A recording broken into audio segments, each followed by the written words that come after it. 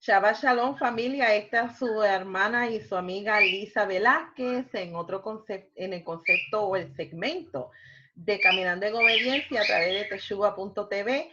Esta noche vamos a estar estudiando la Parashá Shayei Sara y Pepín me va a ayudar en esta noche a estudiar la Parashá Shayei Sara juntamente con este hermoso grupo de hermanas y hermanos en la fe. Un grupo internacional, podría yo decir, que se conectan a través de la plataforma Zoom con esta servidora para estudiar la porción semanal de la Torá. En esta noche, como les indiqué, vamos a estar hablando acerca de la porción de Shayei Sara, la vida de Sara. Como tema, le asigné su legado y herencia. Y esto es lo que vamos a estar desarrollando a través del estudio en esta noche. ¿Cuál es el legado y cuál fue la herencia que Sara y Abraham dejaron? Está tomada de Génesis capítulo 23, comenzando con el verso 1 y culminando con el capítulo 25 y verso 18. Pero antes de comenzar la lectura de la Torá o desarrollar la porción de esta parashá, yo les invito a que por favor me acompañen a recitar esta oración. Bendigan a Yahweh el que es bendito. Bendito es Yahweh el que es bendito por siempre. Bendito eres tú, Jehová, nuestro Elohim, Rey del universo, que nos elegiste de entre todos los pueblos y nos diste tu Torá. Bendito eres tú, Jehová, que nos da la Torá. Baruch et Adonai Hameborá. Baruch Adonai Hameborá leolam vaed. Baruch atah Adonai Eloheinu melech haolam asher bahar Banu Mikol, Ha'amin Benatan Lanu et Torato, Baruch atah Adonai Noten HaTorah. Bendito eres tú, Señor, que nos das la Torah. Los temas que esta parashá contiene, comenzando con el capítulo 23, se está hablando o esta parashá abre con la frase y Sara, estos fueron los días de Sara, o sea, empieza la parashá con la muerte y el entierro de Sara.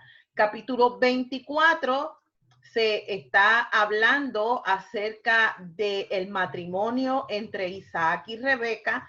Capítulo 25 nos habla de cómo Abraham contrae nuevas nupcias, esta vez con Ketura o Seturá. Capítulo 25 también abarca la muerte de Abraham y cómo se enumera los descendientes de Ismael. Estos son los temas que habla la parashá. Es una parashá corta, pero rica en conexiones. Voy a comenzar con esta frase, puesto como estamos hablando acerca de la vida de Sara. Shayei Sara, lo que en hebreo significa es la vida de Sara. La coronación de la vida. La vida es una larga progresión de pequeñas unidades de tiempo que se infunden con valor por la experiencia de vivir en sí misma. Por la sabiduría que ganamos, las personas cuyas vidas enriquecemos, el crecimiento espiritual que nosotros logramos, y la Torá nos anima a nosotros a hacer lo mejor que podamos con estos momentos preciosos que el Eterno nos regala en nuestras vidas para poder convertir estos momentos en joyas y adornos para llevar con nosotros por toda la vida. Porque comúnmente nosotros pensamos que cuando una persona se muere es destrucción de la vida, pero lo que dejamos atrás es lo que cuenta. Por lo tanto, examinando a medida que nosotros avanzamos en los días y en los años que Dios nos concede tener, tengamos esto en mente. Hagamos que nuestros años y nuestros días cuenten para siempre y dejemos un legado significativo para las generaciones venideras y sembremos semillas que darán frutos hermosos mucho después que nosotros mismos nos hayamos ido. Esta es la idea por la cual yo quiero comenzar a desarrollar la parashá. El texto base que escogí para desarrollar la parashá Hayei Sara se encuentra en la carta a los Filipenses, capítulo 1 y verso 21. Para mí, la vida es el Mesías y la muerte es ganancia. Y considerando estas palabras escritas en Filipenses, los justos se consideran vivos incluso después de la muerte. Y nuestros sabios explican que los que son llamados justos todavía están vivos incluso después de haber muerto, mientras que los malvados que aún siguen vivos están muertos. El hecho de que alguien físicamente esté vivo no significa que realmente está vivo, porque tener pulso no es igual a la vida. Lo que nos lleva a la pregunta, ¿de qué se trata realmente la vida? La vida crece y la vida cambia. Es un dar y es un compartir. Es aprender y es enseñar. Y cuando una persona desperdicia sus días sin hacer nada con significado o contenido, esa persona simplemente existe. Es por eso que los justos viven incluso después que nos han dejado, ya que sus vidas continúan sirviendo como ejemplo que nos guían y enseñan. Y sus buenas obras continúan dando fruto mucho después de la muerte. Nos dejan un legado que sobrevive con creces a sus propias vidas. De esta manera, continúan cambiando el mundo y contribuyendo a la sociedad.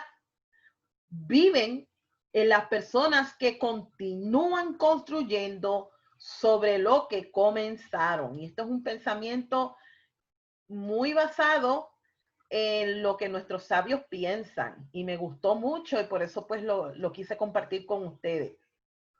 Por lo tanto, conectándolo o relacionándolo con la vida de Sara, Sara logra esta distinción. Ella crió un hijo que perpetuaría el camino de Adonai y sacrificaría, por decirlo así, su vida para el eterno.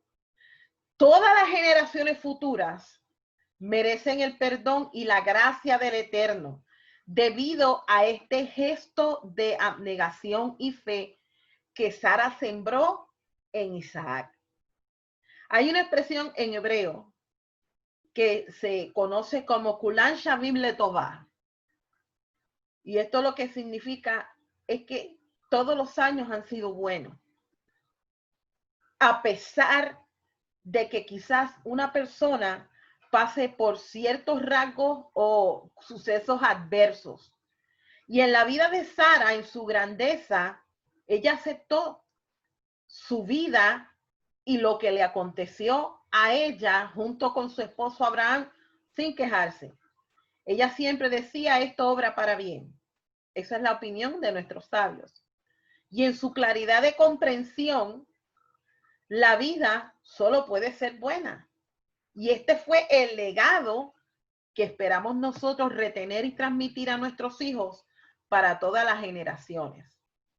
Pero si podemos hacer un pequeño resumen de los acontecimientos que marcaron la transformación de esta mujer justa, podríamos comenzar primeramente de que su esposo Abraham era un disidente que expresó opiniones que eran hostiles en la mentalidad de la sociedad que lo rodeaba mucho antes de haber recibido el llamado de salir de ese lugar.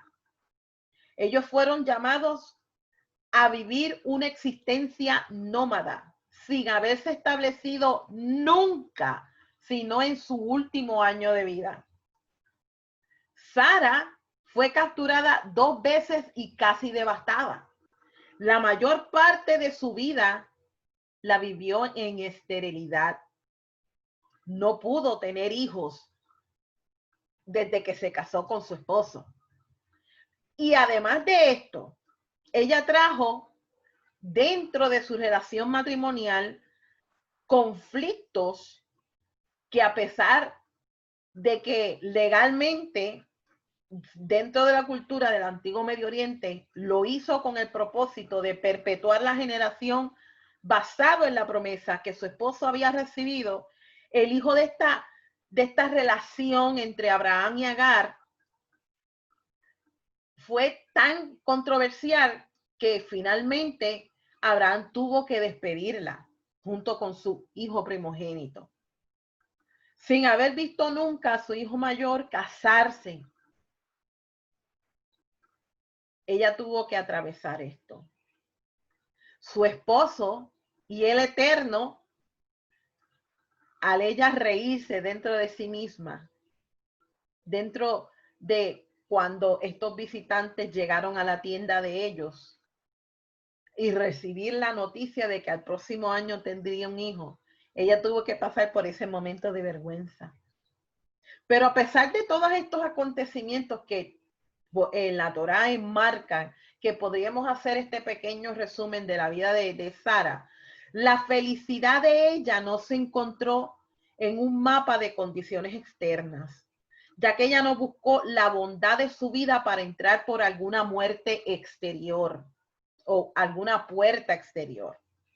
Su belleza, su confianza, su bondad y su inocencia brillaron en un mundo que la moldearon. Y ella no se vio afectada por las circunstancias adversas que se le impusieron a ella. Más bien, tuvo una existencia dulce en el resumen de una elección que hizo para perpetuar las futuras generaciones basados en la descendencia que tendría a través del hijo de la promesa. Los mayores atributos o los mayores tributos en la vida de Sara fueron los logros y el carácter que ella infundió desde la niñez en su hijo Isaac. Y si bien tendemos nosotros a medir la vida en términos de cantidad, debemos hacer la verdadera medida de acuerdo con la calidad. Y algunas vidas cortas reverberan durante generaciones, mientras que las vidas largas de otras personas son como si nunca hubieran vivido. Y a medida que nosotros avanzamos en los días y los años que Dios nos ha concedido, necesitamos nosotros entender y hacer nuestro este concepto de dejar un legado significativo en generaciones venideras y sembrar la semilla del reino de Elohim en futuras generaciones, para que cuando nuestro tiempo y nuestra misión haya terminado, como en el caso de la vida de Sara, que entonces el legado dé fruto. Y esta es la base de esta enseñanza, ya que el título que le puse fue el legado y la herencia que ella dejó.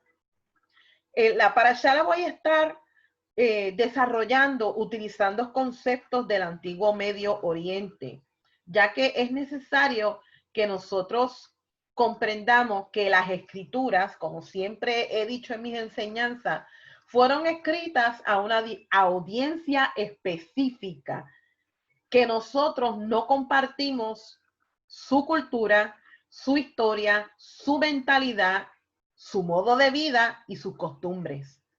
Por tanto, yo decidí utilizar algunos conceptos del antiguo Medio Oriente en esta parashá y conectarlos con el legado que Abraham y Sara dejaron, también apuntando a los cuadros proféticos de esta porción. Esa es la forma como la vamos a desarrollar en esta noche.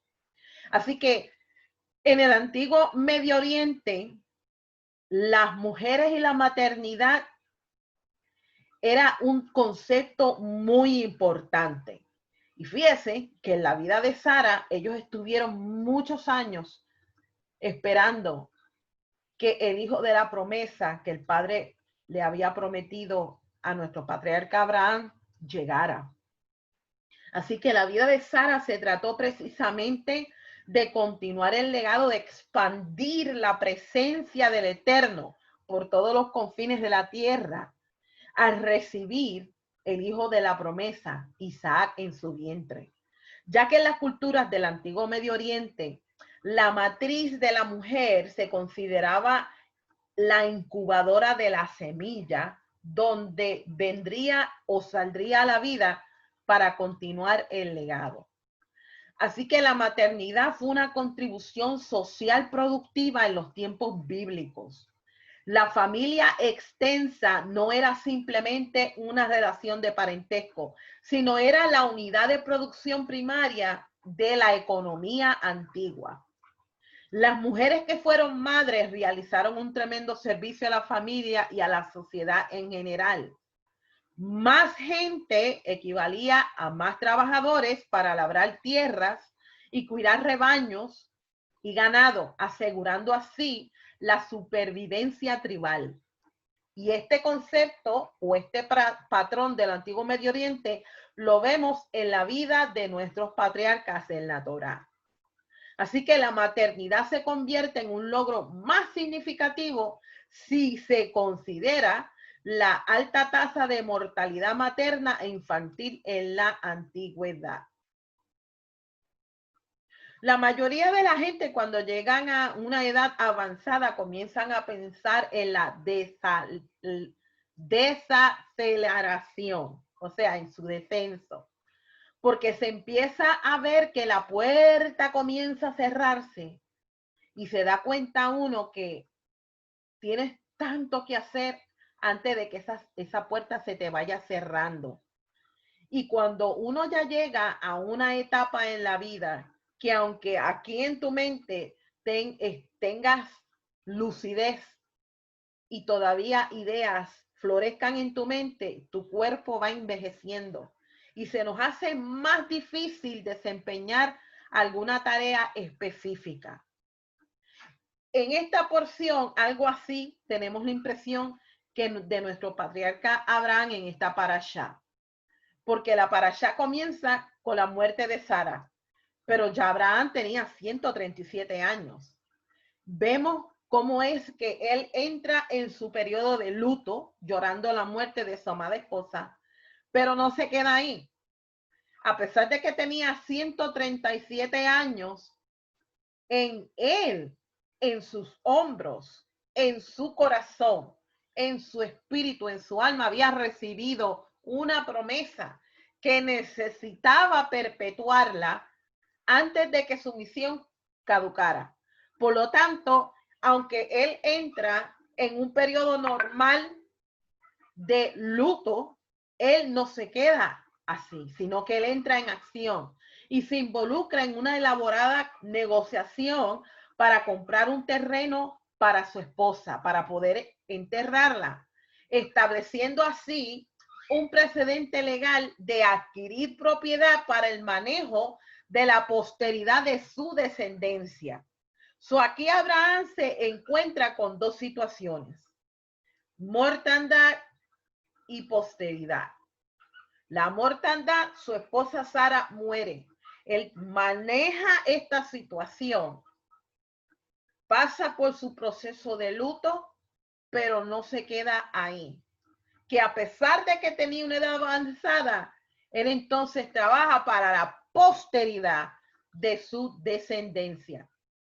Génesis capítulo 23, los versos 3 al 6 dice: entonces él se levantó de delante de su muerta y dijo a los hijos de Het, o Et: yo soy un extranjero habitando en tierra foránea con ustedes. Déjenme tener un lugar de sepultura entre ustedes para poder sepultar a mi esposa muerta.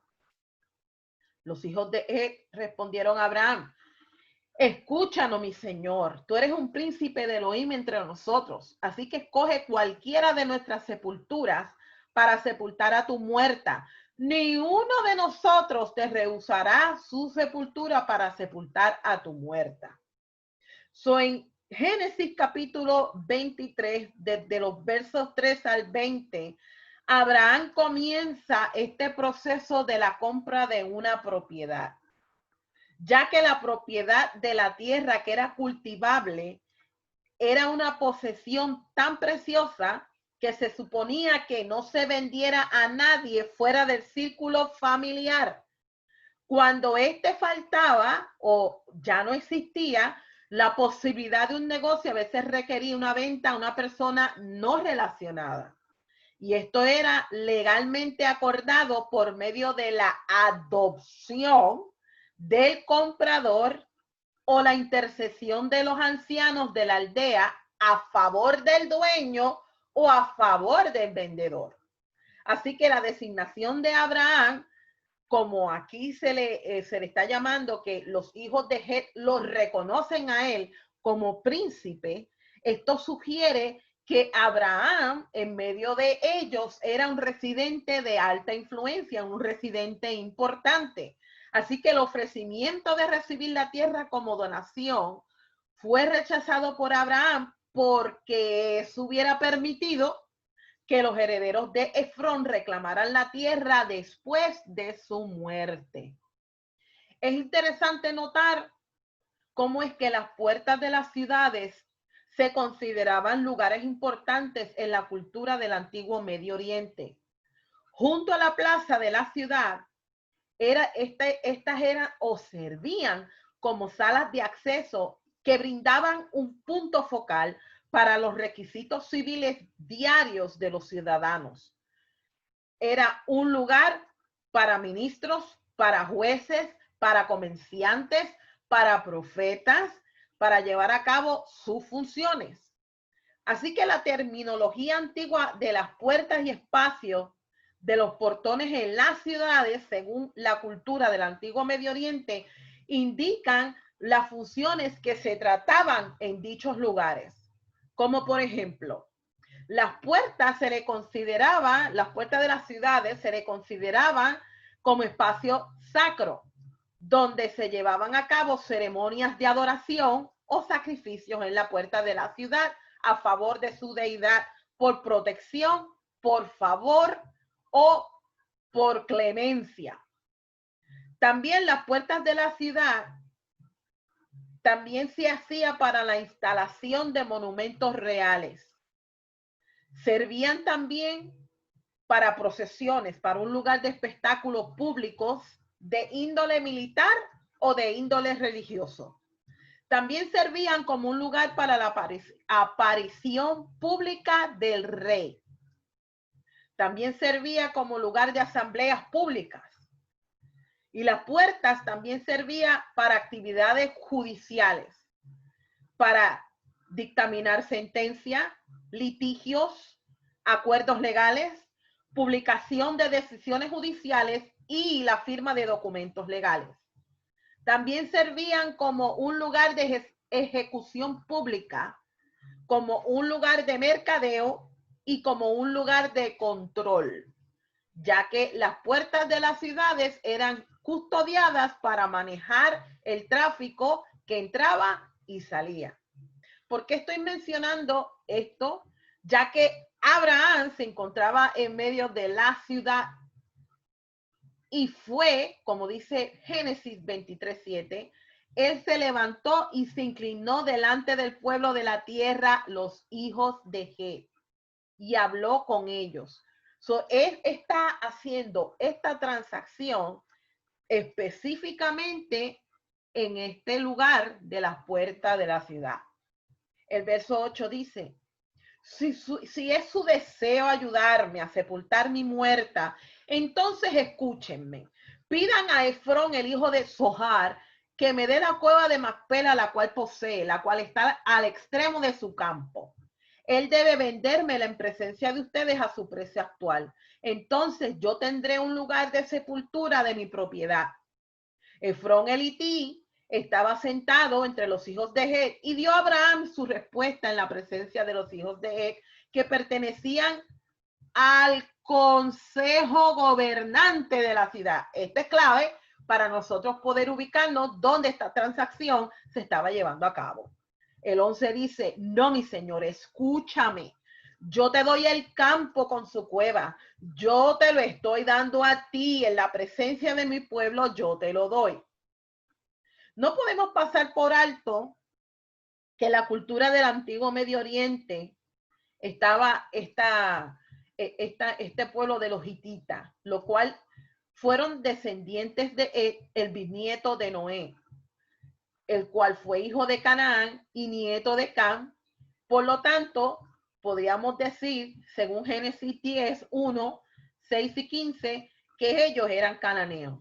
Y aún antes que el patriarca Abraham se mudara a Canaán, los hititas ya estaban establecidos ahí. Y se sabe que vivieron en la región montañosa de Palestina, más específicamente cerca de la ciudad de Hebrón y sus alrededores.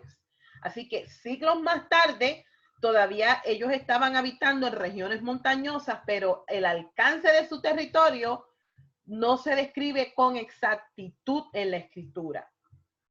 Pero en el antiguo Medio Oriente existían códigos por los cuales estas civilizaciones nómadas llevaban a cabo sus transacciones. Al igual que otros códigos de la ley en el antiguo Medio Oriente, el código legal hitita refleja lo que son normas de ética, códigos de conducta y principios que regían la vida de la sociedad en su civilización. Así que las leyes no ofrecen ninguna explicación de su composición ni establecen su contexto original o fuente de autoridad. Pero fue específicamente el Código Legal hitita, específicamente para dueños de propiedad, lo que dictaminó el contexto de Génesis capítulo 23. ¿Por qué? Porque dentro del Código Legal hitita existía una premisa que dictaminaba la obligación de realizar el servicio ILQ, que confería al comprador solo cuando toda la propiedad del vendedor pasaba a manos del nuevo propietario. Estas leyes se aplicaban tanto a la herencia como a la compra. La ley hitita, utilizando este código legal, requería entonces que el propietario de una unidad completa de tierra realizara el servicio feudal al rey. En otras palabras, que cumpliera con servicio militar, servicio religioso y pago de tributo. El Código Legal hitita establecía que si en una aldea alguien tenía un campo en herencia como herencia, y si todos los campos le habían sido entregados, la persona tenía que prestar servicios. Y si los campos le habían sido entregados solo a una pequeña parte, entonces los servicios no serían prestados de la casa del padre que adquirió esa propiedad. Si alguna persona compraba los campos de un artesano, se lo pediría al rey y prestaría los servicios que el rey impusiese. Si quedaban los campos en manos de un hombre, quien lo comprara, entonces no prestaría servicio. Así que Génesis capítulo 23, los versos 12 al 18, dice de esta forma: Abraham se inclinó delante del pueblo de la tierra y habló a Efrón en audiencia del pueblo de la tierra. O sea que él estaba en medio del consejo judicial en la puerta de la ciudad para hacer esta transacción de una forma legal. Puesto que tú estás de mi parte, escúchame. Toma de mí el precio del campo y sepultaré a mi muerta allí. Pero Efrón le respondió a Abraham: no, mi señor, yo ciertamente he oído, la tierra vale 400 shekels de plata. ¿Qué es esto entre tú y yo? Solo sepulta a tu muerta. Abraham se percató de lo que Efrón había dicho, así que pesó para Efrón la cantidad de dinero que él había especificado en la presencia de los hijos de Et. 400 shekels de plata del peso aceptado entre los mercaderes, o sea, 10 libras. Así que el campo de Efrón en Macpela, el cual está junto a Mamre, el campo, su cueva y todos los árboles en él y alrededor de él fueron inscritos a Abraham como su posesión en la presencia de los hijos de Ed que pertenecían al consejo gubernamental de la ciudad. Abraham, conociendo el trasfondo legal del código hitita para propietarios y consciente de las graves consecuencias de adquirir un campo completo, decide solamente solicitar una parte de la propiedad de Efrón para lo que tenía su uso real. La compra de parte de un campo no sometía al comprador entonces a ninguna obligación feudal de servicio al rey. Y tenemos que recordar en parashas anteriores, específicamente en Génesis capítulo 14 y verso 22, que él había hecho un juramento a Jehová el Elión, creador del cielo y la tierra. Por tanto, él, conociendo estas premisas del código de Galitita para dueños de propiedad, no quiso comprometer su integridad de pagar tributo a ningún hombre ni a ningún otro Dios. ¿Y por qué otro Dios? Porque si tú te convertías en un siervo del rey, pagando tributo, significaba entonces de que tú estabas también aceptando cualquier condición de servicio que el rey impusiera sobre ti. En otras palabras, servicio religioso que te relacionaba y te conectaba con la deidad del Dios del rey. Abraham había hecho un juramento a Jehová en Génesis 14 y por tanto él fue listo, fue audaz y solamente él cogió y compró la parte de la cueva de Macpela junto con su campo. Y esto es importante porque todo lo que había en esa propiedad, inclusive los árboles que servían como marcadores y fronteras, bordes y fronteras para marcar la propiedad, fueron inscritos, o sea, en otras palabras, se tenía que contar cada árbol que había que marcaba esa propiedad que le pertenecía a Abraham.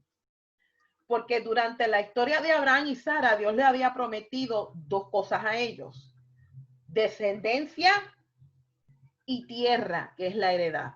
Así que la promesa de la tierra, él se la repite a Abraham cuando le dice: levántate y camina en la tierra a lo largo y a lo ancho, porque yo te la daré a ti y a tu descendencia. Esta promesa es repetida no menos de 7 veces y la promesa de los hijos no menos de 4. Así que los descendientes de Abraham se convertirían en una gran nación como el polvo de la tierra y las estrellas del cielo. Y él sería el padre no de una nación, sino de muchas naciones. Pero a pesar de todas estas promesas que ellos habían recibido, Sara muere. Y Abraham ni tan siquiera tiene ni una pulgada de tierra inscrita en su nombre. ¿Qué les quiero decir con esto? Que Abraham estaba, al hacer esta transacción legal en la puerta de la ciudad, haber pagado este precio exorbitante y haberla comprado y haber sido inscrito legalmente en un documento, él estaba asegurando el futuro de la promesa. Porque Dios promete, pero nosotros tenemos que actuar. Dios le prometió a Abraham la tierra, pero él tuvo que comprar el primer campo.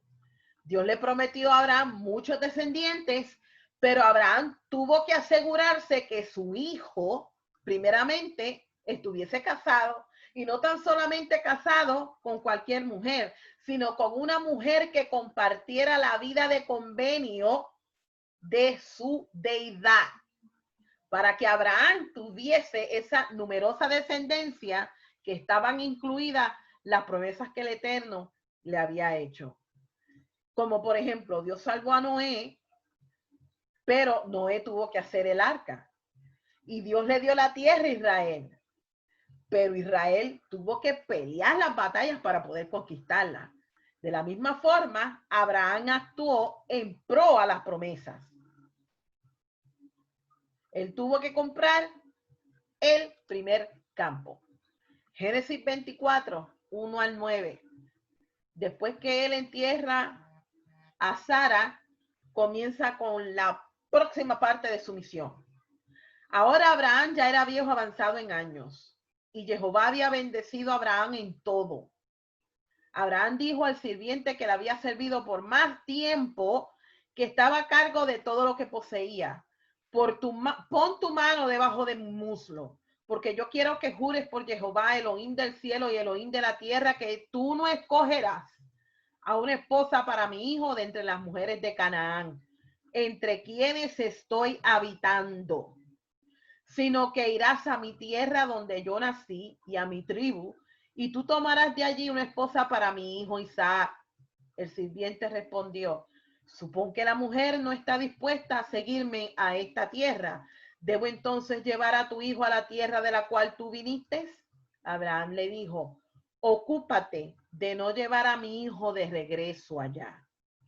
Jehová, el Elohim del cielo y el Elohim de la tierra, quien me sacó de la casa de mi padre y lejos de la tierra donde crecí, quien me habló y me juró: yo daré esta tierra a tu descendencia. Él enviará su malach delante de ti y tú tomarás una esposa para mi hijo Isaac de allí. Pero si la mujer no quiere seguirte, entonces serás libre de tu obligación bajo mi juramento. Solo no lleves a mi hijo de regreso allá. El sirviente puso su mano debajo del muslo de Abraham, su amo, y le juró fielmente en este asunto. Dentro de la cultura del antiguo Medio Oriente existe lo que es el concepto de juramentos, que siempre se hacen en nombre de una deidad. En este caso, como acabamos de leer, existió la fórmula, el Elohim, el creador del cielo y de la tierra, lo cual supone una pesada responsabilidad en aquel que jura para llevar a cabo lo que había estipulado, ya que si no se cumpliera, podría exponerse a la retribución tanto divina como también humana, porque acordémonos que estamos hablando de relaciones de convenio, relaciones de pacto. Muchas veces a nosotros se nos hace un poco duro entender estos conceptos de Antiguo Medio Oriente, porque claro, nosotros vivimos y crecimos en una civilización muy diferente a la civilización por la cual era la audiencia original de esta escritura. Y a veces, como en este caso, se agregaba un gesto al juramento, que generalmente era un símbolo de la tarea que se realizara este juramento.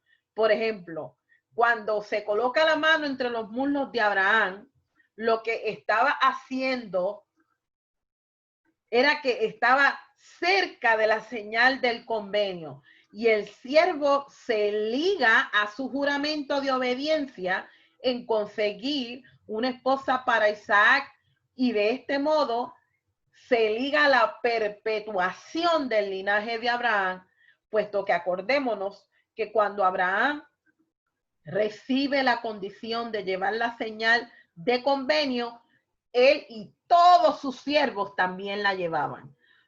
Ambas partes, cuando están haciendo este juramento, están comprometiéndose a cumplirlo debido a la señal que ambos cargaban, la señal de la circuncisión. Dios le prometió a Abraham muchos descendientes, pero Abraham tuvo que asegurarse de que su hijo tuviese una mujer que estuviese dispuesta a adoptar su vida de convenio, a vivir según ellos vivían y a desasociarse con cualquier otra deidad, tal como él tuvo que hacerlo. Por lo tanto, para que Abraham tuviese esta numerosa descendencia que estaba incluida en las promesas, necesitamos entender que dentro de esta cultura, la gente o la gran mayoría de las personas no tenía una identidad propia, ya que su identidad estaba ligada a la de su familia o de su tribu. Específicamente, las mujeres dependían de sus familiares para recibir sustento y protección para su supervivencia. No es como hoy en día, nuestra cultura es totalmente diferente y muy moderna, pero en la cultura del Antiguo Medio Oriente esta era la norma de vida. Así que el patriarca de la casa desempeñaba un rol esencial para poder perpetuar el linaje de su tribu. Por tanto, la práctica de casamiento dentro de la propia tribu o familia es lo que se conoce como la endogamia. Y podía ser el resultado de mantener todas las costumbres religiosas, sociales y étnicas dentro del mismo grupo familiar o tribal. En este contexto, parece ser que la étnica era la mayor preocupación, ya que no hay ninguna indicación de que la familia de Labán compartieran las mismas creencias religiosas que Abraham y su familia. Pero del mismo modo, la posición social a menudo se presenta que había otros casos envueltos como la nobilidad y miembros del pueblo, o se ven como si estuviesen en diferentes castas o clases sociales. Así que las preocupaciones étnicas generalmente se centraban alrededor de las tradiciones del clan o los terratenientes del grupo de la familia o tribu.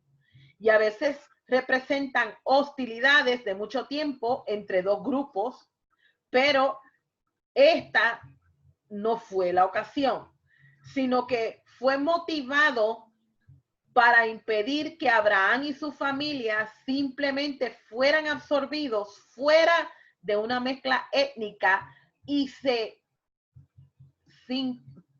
¿cómo se diría este término? No que se mezclaran, sino que se asimilaran a la cultura de Canaán. Ese es el término correcto. Ya que Abraham vivía en la tierra de Canaán y estaba rodeado por sus descendientes, que vemos que hace unas pocas porciones atrás en las parashá, fueron maldecidos por su abuelo Noé. Los malos rasgos de carácter moral que existían en Canaán y su padre Cam exhibieron y deshonraron a Noé después del diluvio. Y el conocimiento de Abraham de la naturaleza humana dictaba que los hijos generalmente inculcan los atributos que sus padres siembran en ellos. Y a pesar del hecho de que él había modelado un estilo de vida distinto a otros, no tuvo más remedio que buscar una coincidencia de los descendientes de su abuelo, el hermano de Ham, que en este caso vendría siendo Sem. Y a diferencia de Cam y Canaán, Noé bendijo a Sem debido a su preocupación por cubrir el honor de su padre. Por tanto, Abraham, como progenie de Sem, tenía la fuerza de carácter de su abuelo y supuso correctamente que otro descendiente del linaje de Sem sería la pareja ideal para su hijo Isaac. Por eso, ahora pasamos a Génesis 24, comenzando con el versículo 22 y luego los versículos 50 y 54, donde se estipula cuáles fueron los regalos que el siervo de Abraham dio y la dote. Para acordar un matrimonio, según la cultura del Antiguo Medio Oriente, la familia del novio debía aportar el precio de la novia, mientras que esta aportaba una dote. Los objetos de plata y de oro y los adornos que le fueron regalados a Rebeca son parte de la transformación en miembro de la familia de Abraham. Porque los metales que fueron dados como objetos o joyas u utensilios que le fueron entregados a Labán y a su madre estaban demostrando otra característica de Abraham, demostrando su riqueza, pero no tan solamente su riqueza material, sino el anhelo para que se realizara este casamiento. Luego en Génesis capítulo 24 de los versos 57 al 60, vemos aquí que una inusual decisión. Y digo inusual porque esto no era la norma que se seguía comúnmente cuando se establecía un arreglo matrimonial según la costumbre del antiguo Medio Oriente. En estos versículos podemos notar cómo es que Rebeca toma una decisión, ya que las novias o las mujeres no tenían parte en las principales decisiones en los arreglos matrimoniales. Rebeca no fue consultada sobre el matrimonio, pero cuando el siervo pidió que se fueran, enseguida los hombres buscaron su consentimiento. Los contratos matrimoniales de este periodo en general muestran una gran preocupación por mantener la seguridad de la mujer dentro de la familia del marido. Así que la presencia de la familia de ella era una de las garantías de que sería cuidada y tratada adecuadamente. Según los 10 días que pidió la familia de Rebeca, le daría una pequeña oportunidad de asegurarse de que todo lo que se le había planteado era lo que parecía ser. Y es probable que ella fuese consultada por si acaso surgía algún riesgo para dejar la protección de la familia en cualquier situación inusual. Teniendo todo esto en mente, ahora vamos a desarrollar otro concepto dentro de la búsqueda de Rebeca. Y este es el marco profético de lo que esto constituye. La búsqueda de Rebeca, la novia de Isaac, alude a la redención de Israel, que representa a la novia del Mesías. Abraham deseaba una novia digna para su hijo Isaac y buscó una mujer del mismo calibre que su esposa Sara, que ella pudiese emular las características de la que iba a ser la próxima matriarca de su casa. Por lo tanto, él buscó una mujer que tuviera dignos hijos que pudieran heredar su legado y las promesas del pacto que habían sido recibidas por Abraham.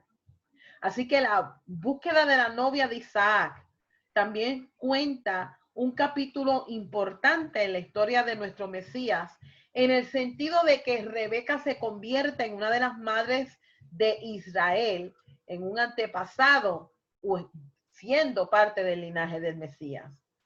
La historia de Isaac y Rebeca como una alegoría sobre Dios y el pueblo de Israel se encuentra comúnmente en los escritos de los profetas, los cuales describen la relación entre el Eterno y su pueblo como la de un esposo y una esposa. En vista de esta metáfora, la muerte de Sara pudiese compararse como si fuera un exilio, ya que su tienda quedaría vacía o quedó vacía dentro del marco en el cual se estaba en la búsqueda de Rebeca, que se puede comparar con la ciudad de Jerusalén cuando sus habitantes fueron llevados cautivos en distintas ocasiones. Así que la misión de sacar a Rebeca de Aram y llevarla a la tierra prometida puede compararse con la redención final cuando el Mesías reunirá a los exiliados de Israel y los regrese a la tierra. ¿Dónde podemos nosotros validar este concepto? Isaías capítulo 62, los versos del 3 al 5. Tú serás una corona de gloria en la mano de Jehová, una diadema en la mano de tu Elohim. Nunca más hablarán de ti como abandonada, ni hablarán de tu tierra como desolada. Más bien serás llamada Hesviba. Mi delicia está en ella, y su tierra Beula, desposada, porque Jehová se deleita en ti, y tu tierra estará casada. Y como un joven se casa con una virgen, tus hijos se casarán contigo. Como un recién casado se regocija con su esposa, tu Elohim se regocijará en ti. Jeremías 33:11. Los sonidos de alegría y de gozo, y las voces del novio y la novia, las voces de los que cantan. Den gracias a Jehová Sebaot, porque Jehová es bueno, porque su misericordia continúa para siempre. Según traen ofrendas de acción de gracias a la casa de Jehová, porque yo haré que aquellos capturados en la tierra regresen como antes, dice Jehová. Además, como la novia de Isaac, Rebeca simboliza a la novia del Mesías. Isaac prefigura al Mesías en varias formas. Él es el hijo de la simiente de Abraham prometida, el único hijo engendrado. De manera simbólica, Isaac representa al Mesías. Y si llevamos esta imagen hacia adelante, podemos ver en la historia de Rebeca para conocer a la novia del Mesías y su relación con Isaac. Abraham comisionó a su siervo Eliezer y lo envió en esta misión para hallar una novia adecuada. En hebreo, la persona enviada en una misión se conoce como la palabra shaliach, que significa enviado. Esta misma palabra se traduce al griego como apóstolos, que a su vez ingresa en las traducciones del Brit Hadashah como apóstol o sheliach. En este sentido, Abraham comisionó a su siervo como su enviado. Yeshua comisionó a sus discípulos en una forma similar. Él los envió a ser discípulos de entre las naciones. Y ellos, a su vez, construirían o constituirían las asambleas a la cual metafóricamente se les conoce como la novia del Mesías. Cuando nosotros leemos de esta forma, bajo este concepto profético, entonces Génesis capítulo 24 se convierte en un libro de el Evangelio de Abraham y la transmisión de las buenas nuevas del reino. El Mesías es el Sheliach de Dios, enviado por el Padre para proclamar las buenas nuevas del Evangelio del reino. En el Evangelio de Juan, Yeshua recuerda repetidas veces a sus discípulos que él fue el enviado por el Padre y se refiere a Dios como el que me envió. Y así, Yeshua usó este término en varias ocasiones a lo largo de los evangelios. En este sentido, él modela el trabajo de lo que significa ser un enviado de Elohim. ¿Cuál será tu legado? El punto más importante es que las grandes promesas, como por ejemplo la tierra e innumerables hijos, para convertirse en realidad es a través de pequeños comienzos, ya que todo gran cambio es obra de más de una generación. Y ninguno de nosotros vivirá para ver el fruto completo de nuestros esfuerzos. Esto ocurrió en la vida de Sara y de Abraham. Fíjate que ellos como líderes vieron el destino, comenzaron el viaje y se van detrás de ellos los que lo continuarán haciendo. Y esto es suficiente para dotar una vida con inmortalidad. Los líderes comienzan con un previsto futuro, pero ellos también tienen que emprender un largo viaje que solo pueden alcanzarles un acto a la vez, un día a la vez. Y esto es lo que los líderes entienden. Y esta fue la razón por la cual Abraham se convirtió en el padre de la fe. Los líderes asumen la responsabilidad de crear las condiciones a través de las cuales se pueden cumplir los propósitos de Dios, pero no son pasivos, sino activos, como vimos en esta parashá. Hoy día se repite la historia de Abraham en nuestros días. Dios continúa buscando a su novia entre los habitantes de la tierra. La sociedad moderna en la cual vivimos, no importa si sea aquí en Estados Unidos o en otras partes del mundo, la sociedad en general ha desvirtuado los rasgos de carácter y la fibra moral que una vez fueron los fundamentos sólidos de una civilización. Nosotros como hijos e hijas de Abraham tenemos la misma misión de buscar, de discipular y de entrenar a los que han de ser añadidos al pueblo. Esta fue la comisión que Yeshua nos dejó. Y aunque estemos rodeados de cananeos, la misión y la función de Israel continúa vigente en el mundo. Por lo tanto, que nuestro carácter no se contamine y que nuestro enfoque no se desvíe hasta que encontremos a las ovejas perdidas de la casa de Israel. Que cuando nuestras fuerzas físicas nos abandonen, que hayamos dejado un campo cegado de semillas abundantes para que puedan ser recogidas en una cosecha final. Y que nuestro legado sea tan rico en enseñanza, en obediencia firme y que sea digno de ser imitado, tal como nuestros padres Abraham y Sara dejaron.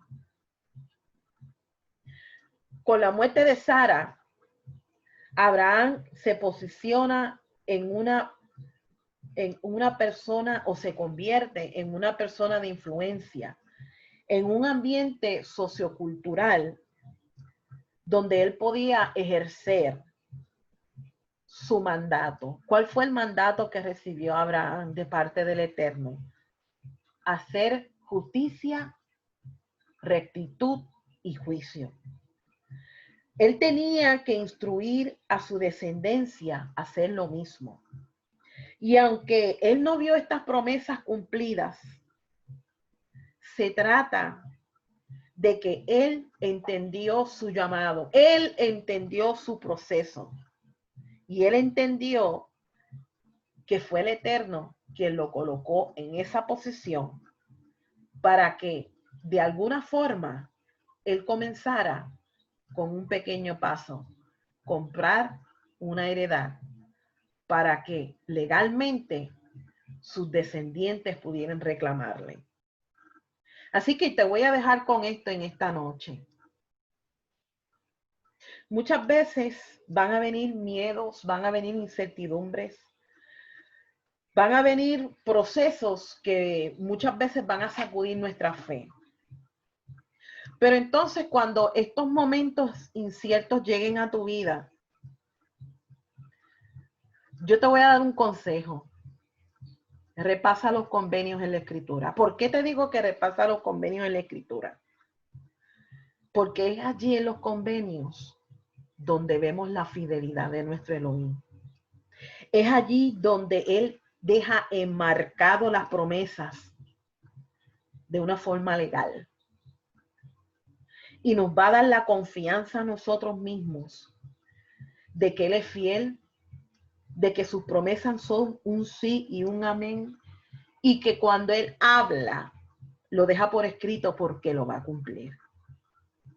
Por tanto, por eso fue la razón que Él nos da la oportunidad de entrar en una relación de convenio.